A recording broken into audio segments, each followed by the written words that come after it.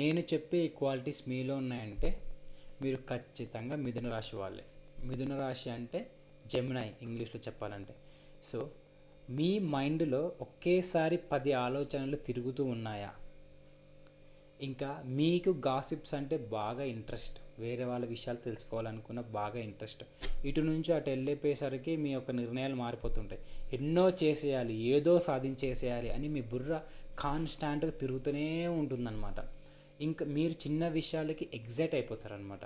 ఇవన్నీ మీలో ఉన్నాయంటే మీరు ఖచ్చితంగా మిథున రాశి వాళ్ళే. మిథున రాశి 3వ రాశి, దీని అధిపతి బుధుడు అనమాట.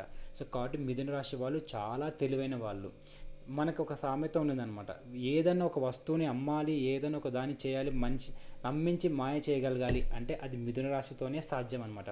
ఎటువంటి మట్టిని సైతం బంగారం అని చెప్పి అమ్మే గల శక్తి మిథున రాశి వాళ్ళకు ఉంటుంది. మంచి కమ్యూనికేటర్స్ అనమాట. నలుగురిలో చాలా త్వరగా కలిసిపోతారు మిథున రాశి వాళ్ళు.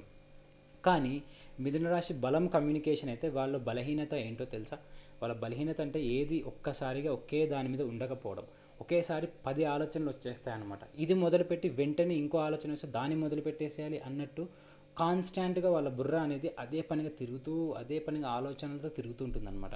సో కాబట్టి మీరు మిథున రాశి వాళ్ళు కాబట్టి మీరు ఒక పుస్తకం పెట్టుకొని మీరు ఏది చేయాలి, మీకు వచ్చిన ఆలోచనలు అన్నిటిని రాసుకొని ఆ ఆలోచనలు చేయడానికి ప్రయత్నం చేశారనుకోండి, మీకు అనుకున్న కన్నా చాలా త్వరగా సక్సెస్ వస్తుందన్నమాట. ఇది కేవలం బేసిక్ మాత్రమే. మీకు ఇంకా మిథున రాశి వాళ్ళు కొంచెం ఇంకొంచెం ఆసక్తికరమైన రాశి కాబట్టి మీ గురించి తెలుసుకోవాలన్న ఆసక్తి కూడా మీలో ఎక్కువ ఉంటుంది.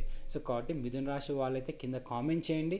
మీకు ఖచ్చితంగా ఫుల్ వీడియో నేను ఎక్స్ప్లెయిన్ చేస్తాను. ఆ ఫుల్ వీడియోలో ఇంకా మీ గురించి నేను మీకు చెప్తాను. మీకు ఇంకా చాలా బాగా మీ పర్సనాలిటీ గురించి తెలుస్తుంది. కొత్త వాళ్ళు వస్తే అందరికీ హాయ్. నా ఛానల్ సబ్స్క్రైబ్ చేసుకోండి.